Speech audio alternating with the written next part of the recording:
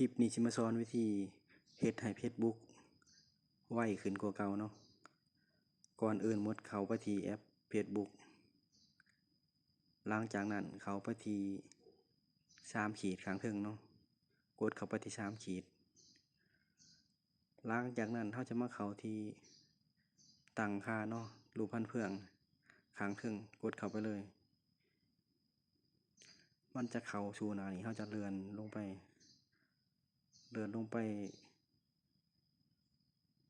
เอามาเข้าที่เบราว์เซอร์เนาะกดเข้าไปที่เบราว์เซอร์หลังจากนั้นมันจะเห็นคุกกี้และแคทเราก็กดหลังเลยกดหลังแคทเลย